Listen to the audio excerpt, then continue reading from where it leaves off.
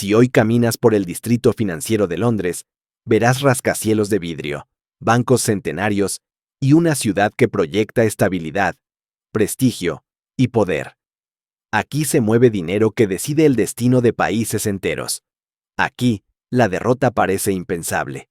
Pero bajo estas calles no hay solo cimientos de piedra.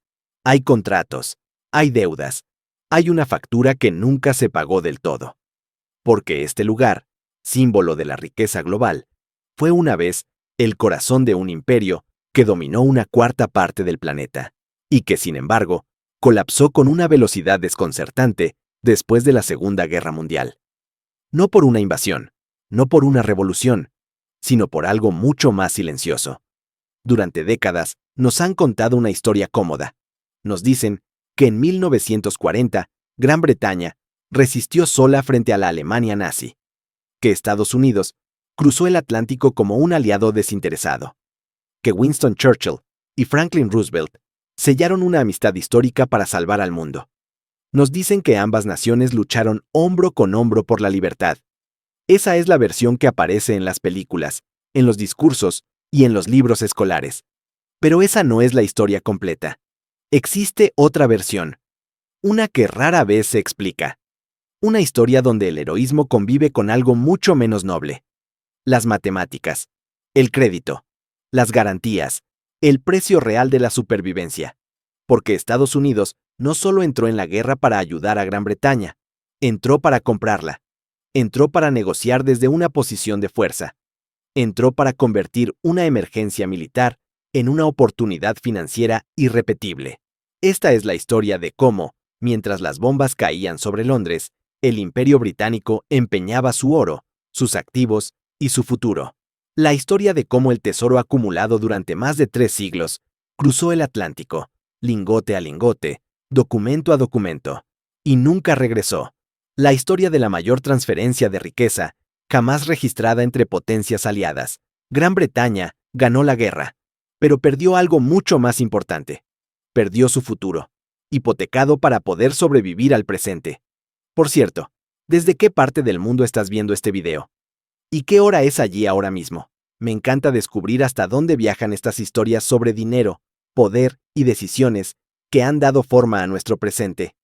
Antes de continuar, suscríbete y descubre cómo el dinero y la historia están más conectados con tu presente de lo que imaginas. Para entender cómo Gran Bretaña llegó a ese punto, hay que regresar al verano de 1940, uno de los momentos más oscuros de la historia europea. La situación era catastrófica. Francia, una de las grandes potencias del continente, había colapsado en apenas 6 semanas. Su ejército fue derrotado con una velocidad que nadie había previsto. El mapa de Europa se desmoronaba día tras día. El ejército británico apenas logró escapar de las playas de Dunkerque. Cientos de miles de soldados cruzaron el Canal de la Mancha, pero lo hicieron dejando atrás casi todo: tanques, cañones, vehículos, municiones. El equipo pesado quedó abandonado en la arena, convertido en botín para el enemigo. Gran Bretaña había salvado a sus hombres, pero había perdido su capacidad de combate. Al otro lado del canal, las fuerzas nazis se encontraban ya en la costa francesa. Desde allí, observaban el horizonte. Sabían que solo un brazo de mar los separaba de las islas británicas. Los preparativos para una invasión estaban en marcha. El tiempo jugaba en contra de Londres. La situación dentro de Gran Bretaña era desesperada. El país necesitaba armas de manera urgente, rifles para los soldados, municiones para mantener el frente, acero para fabricar defensas, alimentos para sostener a la población, y por encima de todo, aviones. Sin una fuerza aérea suficiente, la isla quedaría indefensa frente a los bombardeos y a una posible invasión. Había un problema fundamental. Solo existía un país en el mundo con la capacidad industrial necesaria para producir todo eso a la velocidad requerida. Ese país era Estados Unidos de América. Winston Churchill, recién nombrado primer ministro, entendía que el destino de su nación dependía de esa ayuda. Se dirigió al presidente Franklin Roosevelt con la esperanza de que la amenaza de Hitler fuera suficiente para despertar solidaridad. Esperaba comprensión, Esperaba apoyo inmediato. Esperaba un gesto histórico. Esa expectativa no se cumplió. Estados Unidos se mantenía oficialmente neutral. Dentro del país existía un fuerte movimiento político y social que rechazaba cualquier implicación en guerras europeas. La memoria de la Primera Guerra Mundial seguía viva. Recordaban los préstamos otorgados, las promesas incumplidas y las deudas que jamás fueron saldadas. La decisión política era clara: mantenerse al margen. El Congreso había aprobado una serie de leyes conocidas como las leyes de neutralidad. Estas normas estaban diseñadas para evitar cualquier arrastre hacia un nuevo conflicto global. Entre todas ellas, había una cláusula clave que definía la situación con crudeza. Se conocía como pagar en efectivo y transportar. La norma parecía sencilla, pero sus consecuencias eran devastadoras. Cualquier país en guerra podía comprar suministros estadounidenses, siempre que cumpliera dos condiciones estrictas. Debía pagar todo por adelantado, en efectivo, y debía encargarse del transporte con sus propios barcos. No existían facilidades. No existía crédito. No existía margen de negociación. Si Gran Bretaña quería armas para seguir luchando, tenía que pagar con oro o con dólares estadounidenses. De otra forma, las fábricas no producirían nada para ellos. Esta regla desencadenó una crisis en Londres tan peligrosa como los bombardeos que caían sobre la ciudad. Gran Bretaña era una nación rica, pero su riqueza estaba inmovilizada. Gran parte de su patrimonio se encontraba en inversiones, propiedades, infraestructuras y activos repartidos por todo el imperio. Eso no servía para pagar aviones de combate. Para comprar en Estados Unidos se necesitaban dólares. La libra esterlina ya no inspiraba confianza. Su valor se erosionaba a medida que la guerra avanzaba. Los proveedores estadounidenses desconfiaban. Nadie sabía si Gran Bretaña existiría dentro de un año. Las fábricas exigían moneda fuerte. Como resultado, el tesoro británico comenzó a vaciarse. Semana tras semana, millones de dólares salían del país para pagar acero, municiones y explosivos. El flujo de dinero era constante y brutal. Cada envío acercaba al país un poco más al colapso financiero. A mediados de 1940, los responsables del Tesoro hicieron los cálculos finales. Las cifras eran alarmantes. Al ritmo actual de gasto, las reservas se agotarían antes de que terminara el año. Gran Bretaña se quedaría sin efectivo antes de Navidad. El problema era simple y aterrador. Sin dólares, los suministros se detendrían. Sin suministros, la defensa colapsaría. Y sin defensa, la guerra estaría perdida. Ante este escenario, Winston Churchill y su gabinete tomaron una decisión desesperada, una decisión que no podía hacerse pública. Optaron por liquidar la riqueza de la nación. Decidieron reunir todas las reservas de oro del Banco de Inglaterra y enviarlas a América del Norte para mantener viva la compra de armas. Era una apuesta extrema. Si los submarinos alemanes detectaban los envíos, los barcos podían ser hundidos. Si eso ocurría, Gran Bretaña perdería su capacidad de lucha y sus reservas financieras al mismo tiempo. El riesgo era absoluto. Esta operación recibió el nombre en clave Operación Fish.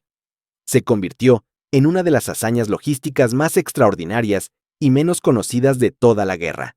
Se trató del mayor traslado de riqueza física jamás realizado. Todo debía hacerse en el más absoluto secreto. Incluso los marineros que tripulaban los barcos desconocían lo que transportaban realmente. El oro permanecía guardado en las bóvedas del Banco de Inglaterra, en forma de barras pesadas y monedas. Desde allí, tenía que ser trasladado discretamente a los puertos de la costa oeste de Escocia y a Liverpool.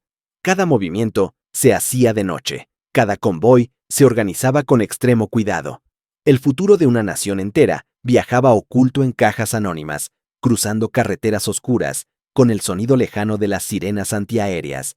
Y mientras ese oro avanzaba hacia el océano, el destino del Imperio Británico comenzaba a sellarse en silencio. La operación se ejecutó con un nivel de secreto extremo. Se utilizaron trenes blindados que circulaban durante la noche, lejos de miradas indiscretas.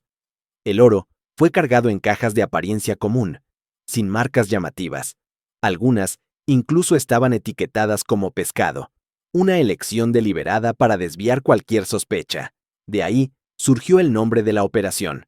Sin embargo, esas cajas aparentemente inocentes tenían un peso descomunal. Las grúas chirriaban y se tensaban al levantarlas, delatando que su contenido estaba muy lejos de ser ordinario. Una vez trasladadas a los puertos, las cajas fueron cargadas en los barcos más rápidos y mejor protegidos de la Marina Real. Acorazados y cruceros fueron asignados a esta misión crítica. Cada embarcación transportaba algo más que metal precioso. Transportaba la capacidad de un imperio para seguir luchando. Uno de los barcos clave en esta operación fue el HMS Emerald. En junio de 1940, el Emerald zarpó desde Greenock, en Escocia, con una carga extraordinaria a bordo. Transportaba más de 130 millones de libras en oro, lingotes y valores financieros. En términos actuales, esa cifra equivaldría a miles de millones de dólares. Era una fortuna concentrada en un solo casco de acero. Las órdenes para el capitán eran claras y severas. Si el barco corría el riesgo de ser capturado por fuerzas alemanas, debía ser hundido en aguas profundas. La prioridad era impedir que ese oro cayera en manos enemigas. Era preferible perderlo para siempre en el fondo del océano antes que permitir que fortaleciera al adversario. La travesía a través del Atlántico Norte fue una experiencia extrema. Esa región del océano es conocida por su clima implacable. Tormentas gigantescas golpeaban a los barcos, con olas que se estrellaban contra las cubiertas y vientos que hacían crujir la estructura. A esto se sumaba la amenaza constante de los submarinos alemanes, invisibles bajo la superficie. Para aumentar sus posibilidades de supervivencia, los barcos navegaban a máxima velocidad. Evitaban cualquier transmisión por radio, ya que una sola señal podía delatar su posición. Avanzaban en silencio, ocultos entre la niebla y la oscuridad, como sombras que cruzaban el océano llevando consigo los ahorros acumulados durante siglos. En uno de estos viajes, el clima alcanzó un nivel de violencia excepcional. Las sacudidas del barco fueron tan intensas que las cajas de oro almacenadas en los depósitos se soltaron. Las barras comenzaron a deslizarse de un lado a otro, chocando contra los mamparos de acero con una fuerza devastadora. Cada impacto sonaba como un disparo dentro del casco. Los marineros tuvieron que descender a los compartimentos en medio de la tormenta. El barco se balanceaba de forma peligrosa mientras intentaban asegurar las barras deslizantes. Era una lucha física, cuerpo a cuerpo, contra toneladas de metal en movimiento. Si una de esas barras perforaba el casco, el barco entero podía hundirse. En ese momento, salvar el oro y salvar el barco se convirtieron en la misma batalla. Cuando las embarcaciones finalmente llegaron a Halifax, en Nueva Escocia, el alivio fue inmenso. Sin embargo, la operación aún no había terminado. El oro debía ser descargado con la misma discreción con la que había sido transportado. Desde el puerto, fue trasladado en trenes especiales, custodiados por guardias armados, hasta el Banco de Canadá, en la ciudad de Ottawa. La magnitud de la riqueza trasladada era difícil de comprender. Había tanto oro que el suelo de la bóveda del Banco de Canadá comenzó a ceder bajo su peso. Fue necesario reforzar la estructura del edificio para evitar daños mayores.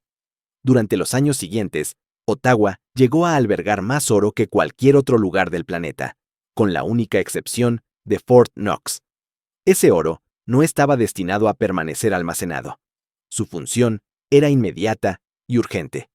Fue acreditado de forma directa a la cuenta británica y utilizado para pagar las facturas de armamento, materias primas y suministros adquiridos en Estados Unidos. Aún así, las reservas no eran suficientes. La guerra consumía recursos a un ritmo implacable. Cada hora implicaba gastos que ascendían a millones de dólares. Ante esta presión, el gobierno británico tomó una medida aún más drástica.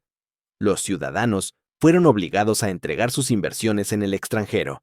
Quienes poseían acciones en empresas estadounidenses o propiedades en lugares como Nueva York, debían vender esos activos y transferir los dólares obtenidos al gobierno. A cambio, recibían libras esterlinas. El Estado se quedaba con la moneda fuerte, la única capaz de sostener el esfuerzo bélico. Este proceso se conoció como la confiscación de valores. Fue una transferencia masiva de riqueza privada hacia el interés nacional. Una vez en manos del gobierno, esos activos fueron vendidos en la Bolsa de Valores de Nueva York. El contexto jugaba en contra de Gran Bretaña. Los compradores sabían que el país estaba bajo una presión extrema. Sabían que necesitaba vender con urgencia. Como resultado, las ofertas fueron duras y agresivas. Los precios se fijaron muy por debajo de su valor real. Fue una venta forzada, una liquidación silenciosa del patrimonio de un imperio que luchaba por mantenerse con vida. Uno de los ejemplos más reveladores de este proceso fue la venta de la American Viscose Corporation.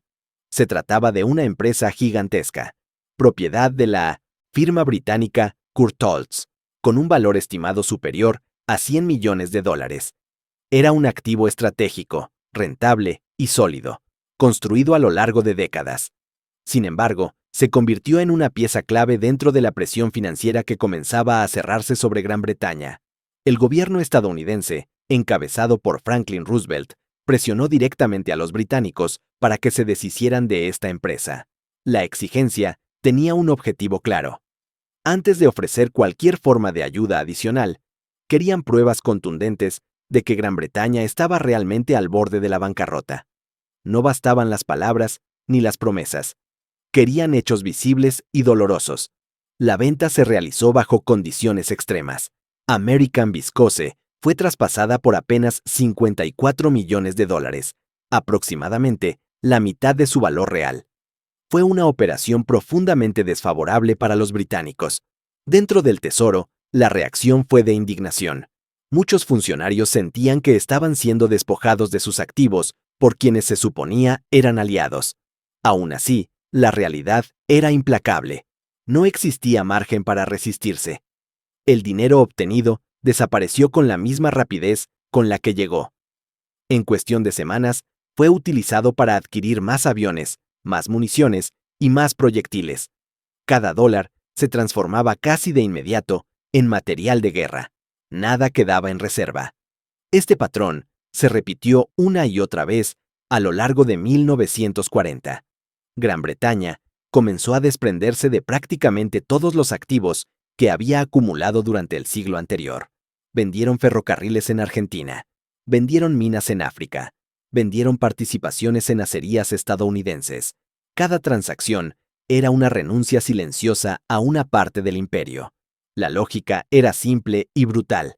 Liquidaban activos en el extranjero para mantener el funcionamiento básico en casa, para sostener la producción, para mantener encendidas las luces en Londres, para seguir resistiendo un día más. Al llegar diciembre de 1940, la situación volvió a alcanzar un punto crítico. Las reservas de oro se habían agotado. Las inversiones privadas ya habían sido vendidas. El efectivo simplemente había desaparecido. En ese contexto, Lord Lothian, embajador británico en Estados Unidos, aterrizó en Nueva York y se dirigió a la prensa. Era un hombre exhausto, visiblemente marcado por la presión del momento. Frente a las cámaras, resumió la situación en una frase que resonó en todo el mundo. Gran Bretaña está arruinada. Se acabó nuestro dinero. No tenemos más dólares. Aquella declaración fue un golpe simbólico de enorme magnitud. El mayor imperio del planeta reconocía públicamente su fragilidad financiera. Para Roosevelt, fue la señal definitiva de que el sistema vigente ya no podía sostenerse. El modelo de pagar en efectivo y transportar había llegado a su límite. Sin efectivo, simplemente dejaba de existir. Gran Bretaña necesitaba un salvavidas inmediato. Requería armas, suministros y tiempo. Pero ya no podía pagarlos. Ese punto de quiebre abrió el camino hacia una nueva solución. Fue el momento que condujo a la creación de la Ley de Préstamo y Arriendo. Sin embargo, antes de llegar a ese acuerdo histórico, había una realidad que debía quedar clara. El precio de la ayuda estadounidense iba mucho más allá del dinero. No se trataba únicamente de balances y cuentas. Estaba en juego algo más profundo. Lo que se buscaba era influencia, control. acceso privilegiado al futuro del orden mundial. La desesperación británica era evidente, y en Washington se entendió como una oportunidad única para redefinir el mapa geopolítico. Gran Bretaña necesitaba ayuda para sobrevivir. Estados Unidos estaba dispuesto a concederla, pero bajo condiciones que cambiarían el equilibrio de poder para siempre. Y ese verdadero costo aún estaba por revelarse. Gran Bretaña aún conservaba una ventaja clave. A lo largo de décadas, había construido una red de bases navales repartidas por todo el planeta. Estas instalaciones permitían a la Marina Real controlar rutas marítimas, proteger el comercio y proyectar poder sobre los océanos. Para Estados Unidos, ese sistema de bases representaba una oportunidad estratégica única. Desde Washington surgió entonces una propuesta concreta, un acuerdo que, en apariencia, ofrecía ayuda inmediata. Fue conocido como el Acuerdo de Destructores por Bases. El planteamiento era directo. Estados Unidos enviaría 50 destructores a Gran Bretaña. A cambio, obtendría acceso prolongado a varias bases navales británicas en puntos clave del Atlántico. Los barcos ofrecidos eran antiguos. Procedían de la Primera Guerra Mundial. Muchos estaban desgastados, con tecnología obsoleta y estructuras envejecidas por años de servicio. No eran los buques modernos que la Marina Real necesitaba para enfrentar a los submarinos alemanes.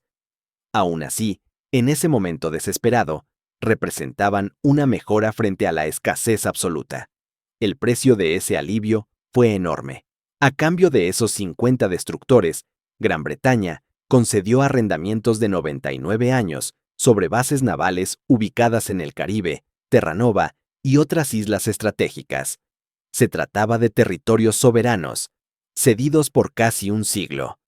El desequilibrio del acuerdo era evidente. Gran Bretaña entregaba posiciones geopolíticas construidas a lo largo de generaciones a cambio de barcos envejecidos que apenas podían mantenerse operativos. El trato reflejaba la asimetría de poder del momento. Winston Churchill detestaba ese acuerdo. Lo consideraba una humillación nacional. Sentía que simbolizaba el inicio del declive irreversible del imperio. Aún así, lo firmó. La necesidad no dejaba alternativas. Más adelante afirmaría que no había llegado al cargo de primer ministro para presidir la liquidación del Imperio Británico. Sin embargo, en ese instante, eso era exactamente lo que estaba ocurriendo. Cada firma sellaba un intercambio doloroso, territorio y posición estratégica a cambio de supervivencia inmediata. El imperio cambiaba bienes duraderos por tiempo. Esa era la realidad de 1940. No existía espacio para gestos simbólicos ni alianzas románticas. Era un escenario dominado por negociaciones frías y transacciones implacables. En Washington, los negociadores británicos soportaban una presión constante. Muchos regresaban exhaustos, algunos al borde del colapso emocional. La sensación era clara. Estados Unidos estaba utilizando la desesperación británica como palanca.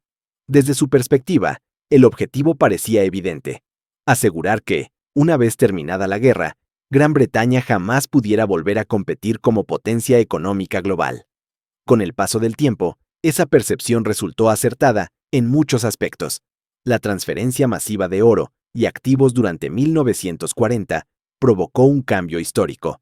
El centro financiero del mundo dejó de estar en Londres y comenzó a consolidarse en Nueva York.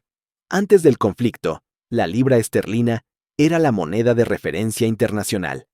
Era el instrumento con el que se realizaba el comercio global. Tras el traslado del oro, esa posición quedó vacante. El dólar estadounidense ocupó su lugar. Las bóvedas de Ottawa y Nueva York se llenaron. Las bóvedas de Londres quedaron casi vacías. El oro físico era la base del sistema financiero mundial. Y esa base había cambiado de manos. Sin embargo, el interés estadounidense iba más allá del oro y las bases navales. Había otro activo que resultaba incluso más valioso: la tecnología. Gran Bretaña estaba perdiendo la guerra en el terreno financiero, pero mantenía una ventaja crucial en el ámbito científico. En laboratorios secretos, científicos británicos habían desarrollado avances decisivos para la guerra moderna. Habían perfeccionado sistemas de radar capaces de detectar aviones enemigos en plena oscuridad. habían sentado las bases conceptuales del motor a reacción, una tecnología que transformaría la aviación. También habían realizado investigaciones pioneras en física nuclear, investigaciones que más adelante desembocarían en el desarrollo de la bomba atómica. Ese conocimiento representaba poder puro, y pronto también se convertiría en parte del precio de la supervivencia. En ese momento, Estados Unidos se encontraba rezagado en muchas de esas áreas clave. Su capacidad industrial era enorme, pero su desarrollo científico-militar aún estaba por detrás. Para corregir esa desventaja, en el otoño de 1940 se puso en marcha otra misión secreta, una de las más decisivas de toda la guerra. La misión fue encabezada por Sir Henry Tizard, un científico británico respetado y pragmático. El operativo pasó a conocerse como la Misión Tizard. Tizard viajó a Washington llevando consigo una pequeña caja de metal negro. A simple vista, parecía insignificante. Sin embargo, su contenido era extraordinario. Dentro de esa caja se encontraban las auténticas joyas de la corona de la ciencia militar británica. Había planos detallados, prototipos funcionales y secretos tecnológicos que Gran Bretaña había desarrollado durante años en el más absoluto secreto. Era el resultado de décadas de investigación concentrado en un solo objeto. Las instrucciones que recibió Tizard eran directas y contundentes. Debía entregarlo todo, sin condiciones, sin exigencias de pago, sin acuerdos formales previos. La lógica detrás de esta decisión era clara. Al compartir esos avances, se esperaba impresionar a los estadounidenses y acelerar su producción de armamento en beneficio de Gran Bretaña. Cuando Tizard abrió la caja en una sala de reuniones en Washington, el efecto fue inmediato. Los científicos estadounidenses quedaron completamente sorprendidos. Uno de los primeros objetos que extrajeron fue un dispositivo conocido como magnetrón de cavidad. Era un pequeño bloque de cobre, compacto, con un aspecto casi extraño, parecido a un instrumento técnico incomprensible para quien no supiera lo que estaba viendo. Ese objeto era el corazón de un sistema de radar avanzado. Su potencia superaba de forma abrumadora cualquier tecnología similar desarrollada hasta ese momento en Estados Unidos. Era miles de veces más eficaz. Permitía detectar aviones enemigos con una precisión inédita, incluso de noche y en condiciones climáticas adversas. Años más tarde, un historiador estadounidense afirmaría que ese único objeto había sido la carga más valiosa jamás transportada a territorio estadounidense. Su impacto fue inmediato. Permitió a Estados Unidos saltarse años enteros de investigación y desarrollo. La entrega no terminó ahí. También se compartieron los diseños completos del motor a reacción desarrollado por Frank Whittle. Se entregaron investigaciones avanzadas en física nuclear que más adelante serían utilizadas como base para el Proyecto Manhattan. Gran Bretaña estaba transfiriendo el núcleo de las industrias del futuro. Con ese gesto, Gran Bretaña cedió su ventaja tecnológica, entregó conocimientos que definirían el poder militar y económico del mundo durante décadas. La razón era simple y brutal. El país estaba financieramente exhausto y necesitaba asegurar apoyo a cualquier costo. Estaba comprando buena voluntad con propiedad intelectual. Cuando el año 1940 llegó a su fin, Gran Bretaña había logrado sobrevivir al peligro inmediato de la invasión. La batalla de Inglaterra se había ganado en el aire. Sin embargo, el país que quedaba era apenas una sombra de lo que había sido. El tesoro estaba vacío. Los activos extranjeros habían sido vendidos. El oro físico se encontraba en América del Norte.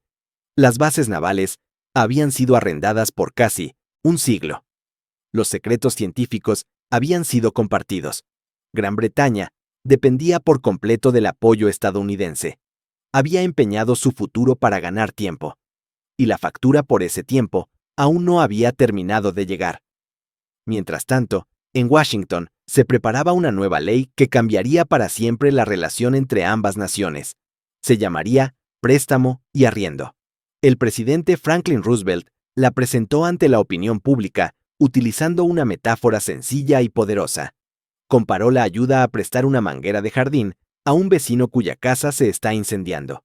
una imagen que sonaba solidaria, razonable y humana.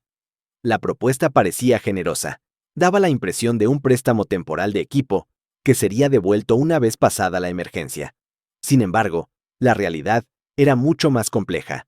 Detrás de esa imagen se escondía una estructura elaborada de compromisos financieros, dependencias económicas y condiciones estratégicas que atarían a Gran Bretaña a Estados Unidos durante generaciones.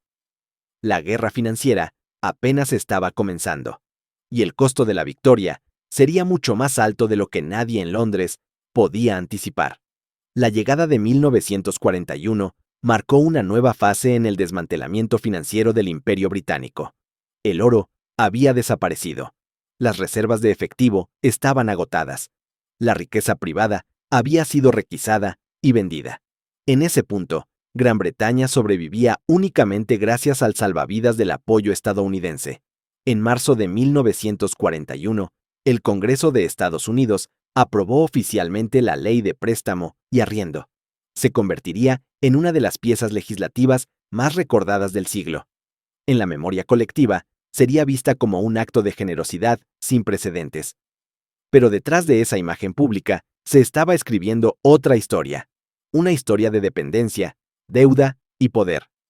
Una historia en la que la supervivencia inmediata tuvo un precio que se pagaría durante décadas. Y ese precio aún estaba lejos de ser comprendido. La historia sonaba tranquilizadora. Presentaba la situación como si se tratara de un simple préstamo temporal, como si tanques y aviones cruzaran el océano con la promesa implícita de ser devueltos una vez terminada la guerra. La metáfora era amable, transmitía la idea de solidaridad entre vecinos en un momento de emergencia. Sin embargo, el contenido real del contrato distaba mucho de esa imagen. El acuerdo de préstamo y arriendo era complejo, minucioso y profundamente punitivo. Cada cláusula estaba pensada con cuidado. No se trataba de un gesto altruista, ni de un acto desinteresado. Era un instrumento diseñado para reconfigurar el equilibrio económico mundial. El acuerdo venía acompañado de condiciones estrictas, condiciones que apuntaban directamente a debilitar de forma permanente la posición económica de Gran Bretaña una vez terminada la guerra. Los negociadores estadounidenses miraban más allá del conflicto inmediato. Su foco estaba puesto en el mundo que emergería después de la victoria. El objetivo era claro. Cuando el polvo se asentara y las ciudades dejaran de arder, Estados Unidos debía quedar como la potencia económica dominante, sin rivales reales en el horizonte.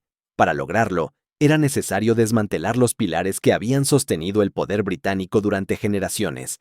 Una de las condiciones más importantes del acuerdo obligaba a Gran Bretaña a abandonar su sistema de preferencia imperial. Este sistema permitía a Gran Bretaña comerciar con sus colonias y dominios, como India, Australia y Canadá, bajo condiciones favorables. Los aranceles eran más bajos y las reglas estaban diseñadas para beneficiar al comercio interno del imperio. Ese sistema era el pegamento económico que mantenía unidas a sus distintas partes.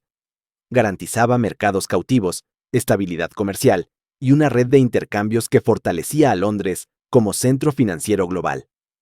Para los estadounidenses, ese modelo era inaceptable. Lo veían como una barrera artificial que limitaba el acceso de las empresas estadounidenses a enormes mercados. Desde su perspectiva, el Imperio Británico funcionaba como un club exclusivo, cerrado al comercio libre y a la competencia externa. La respuesta fue directa.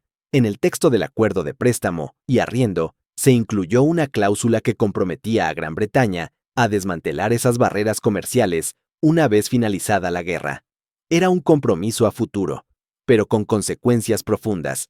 En la práctica, Gran Bretaña estaba aceptando desarmar la estructura económica de su imperio a cambio de las armas necesarias para defenderlo en el presente. Se protegía el edificio mientras se aceptaba debilitar sus cimientos. La supervivencia inmediata tenía prioridad sobre la estabilidad a largo plazo. Además, la ayuda distaba mucho de ser gratuita. Aunque las armas eran presentadas como material prestado, el resto del apoyo seguía una lógica distinta. El transporte, las materias primas, el combustible y los suministros civiles comenzaron a acumularse como una deuda colosal. Estados Unidos llevó un registro meticuloso de cada envío. Todo fue anotado con precisión. Cada lata de alimentos, cada galón de combustible, cada neumático utilizado para mantener en movimiento la maquinaria de guerra quedó registrado en libros contables. Nada quedó fuera de ese inventario. Mientras el conflicto avanzaba, esa lista crecía sin descanso. Y con ella, crecía también la dependencia británica. Lo que parecía ayuda inmediata, se transformaba, día tras día, en una carga económica que se arrastraría mucho más allá del final de la guerra. El precio de la supervivencia seguía aumentando, y el verdadero costo de préstamo y arriendo apenas comenzaba a revelarse. Los funcionarios británicos destinados en Washington intentaron presentar un argumento moral.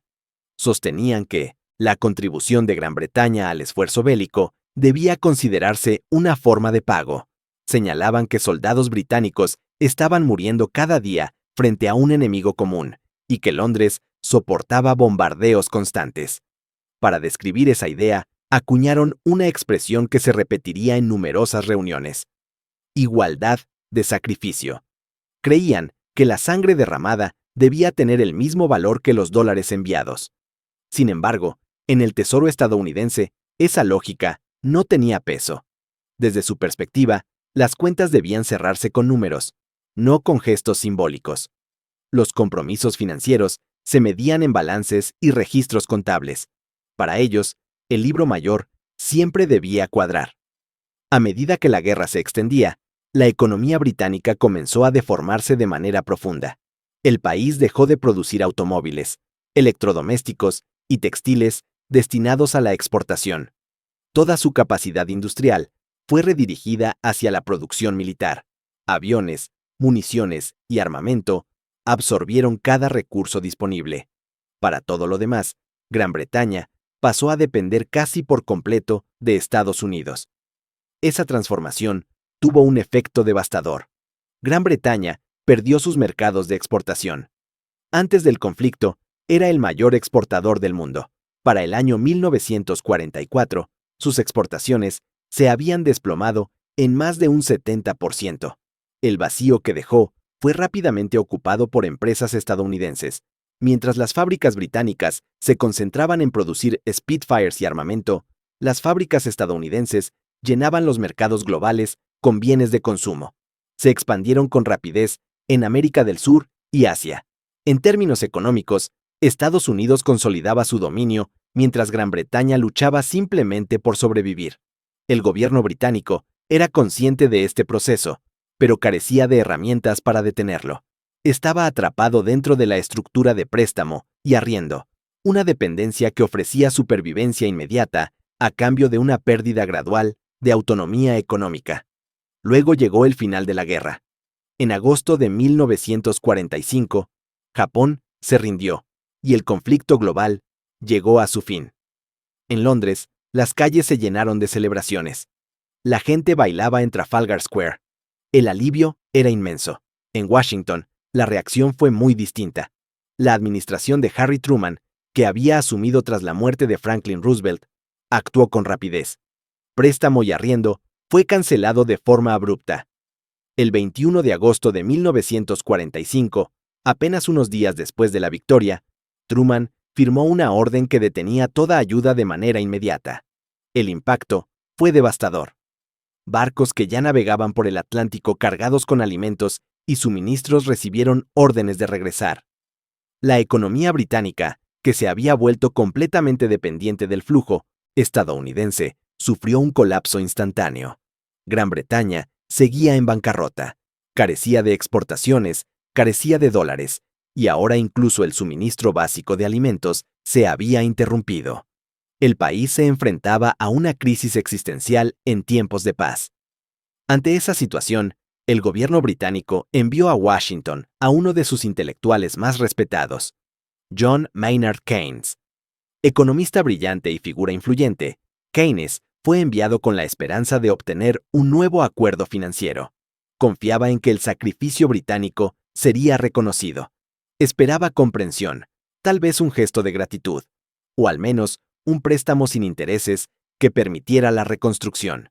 Durante las negociaciones, Keynes pronunció un discurso cargado de emoción. Recordó cómo Gran Bretaña había resistido sola en 1940. Explicó cómo había sacrificado su economía y su imperio por el bien común. Esperaba que esas palabras generaran empatía. La respuesta fue fría.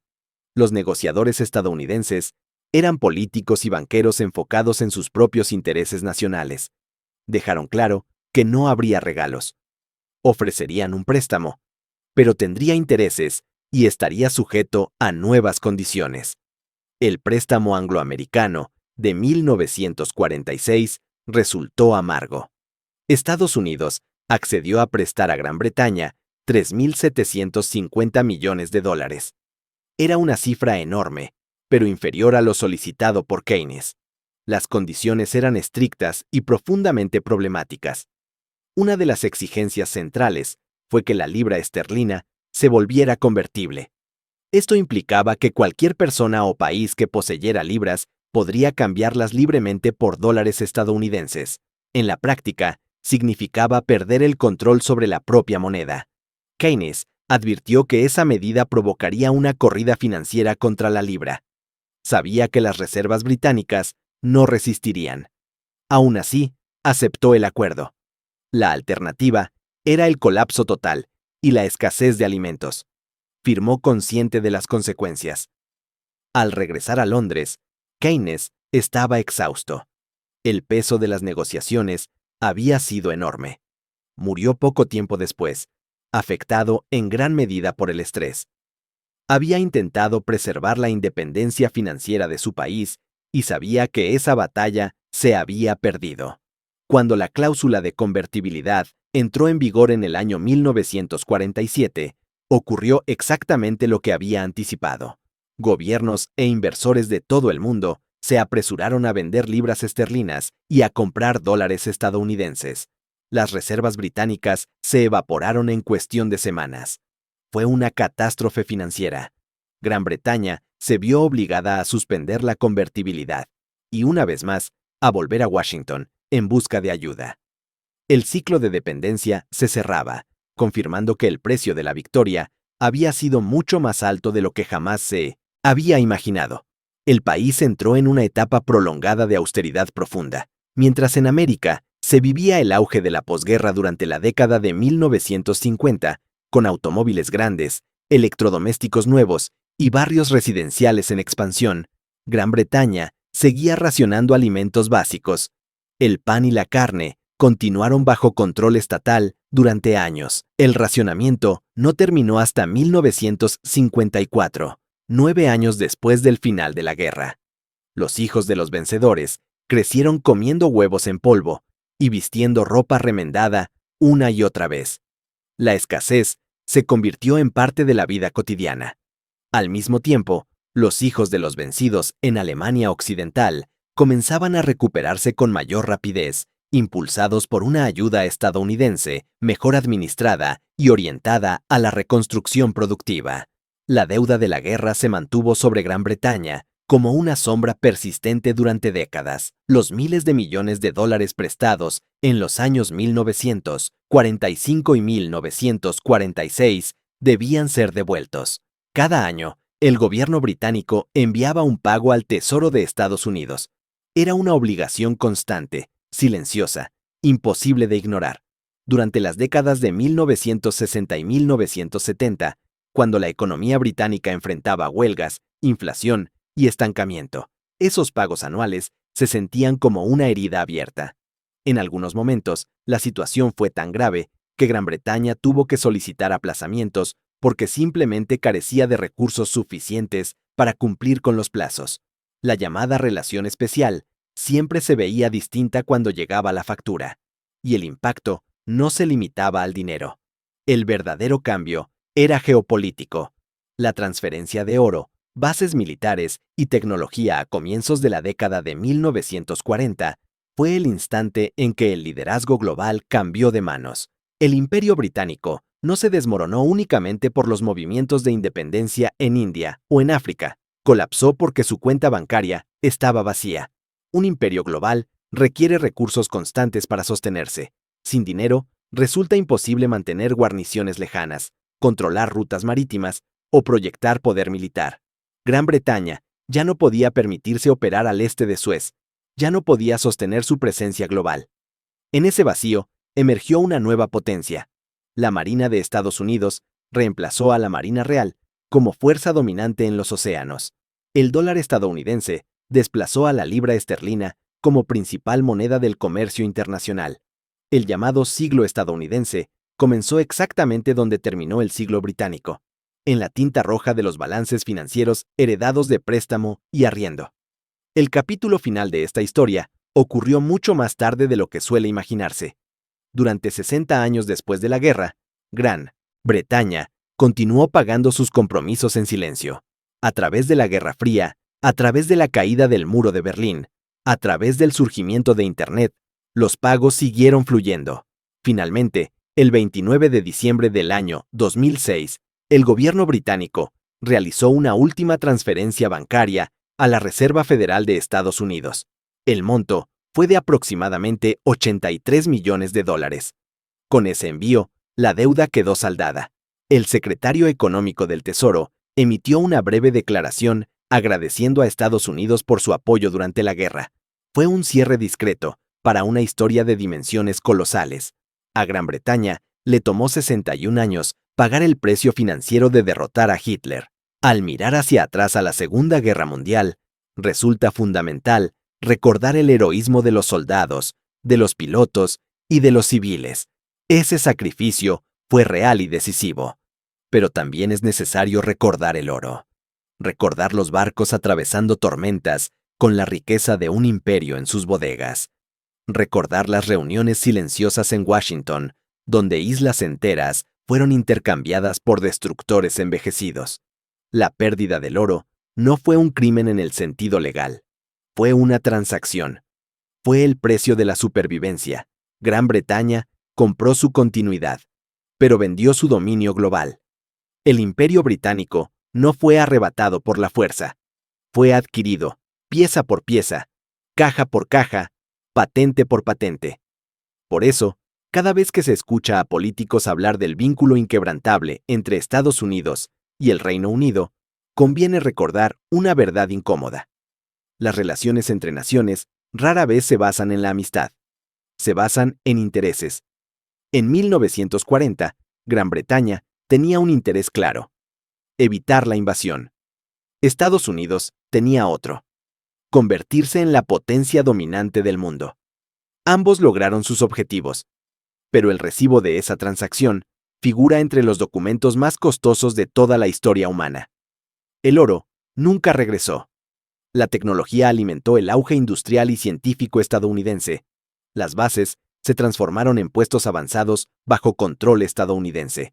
Y Gran Bretaña volvió a ser una nación insular, rica en historia, pero privada del poder bruto que durante siglos había dado por sentado. La guerra fue ganada, pero la factura tomó toda una vida en ser pagada. Esta historia deja una lección incómoda. Los imperios no siempre caen por derrotas militares ni por invasiones visibles. A veces caen en silencio, entre contratos, transferencias bancarias y cláusulas escritas en letra pequeña. Gran Bretaña ganó la guerra, pero pagó el precio durante generaciones. El poder cambió de manos sin un solo disparo, solo con firmas y balances. Si este relato ayudó a ver la historia desde un ángulo distinto, si permitió entender cómo el dinero puede decidir el destino del mundo, tanto como las armas, entonces este canal es para ti. Suscribirse significa apoyar historias que rara vez se cuentan completas. Compartir este video permite que más personas comprendan cómo se construye y se pierde el poder real. Y cada comentario ayuda a que estas historias sigan llegando más lejos. Gracias por acompañar este viaje hasta el final. Gracias por tu tiempo, por tu atención y por mantener viva la curiosidad. Nos vemos en la próxima historia.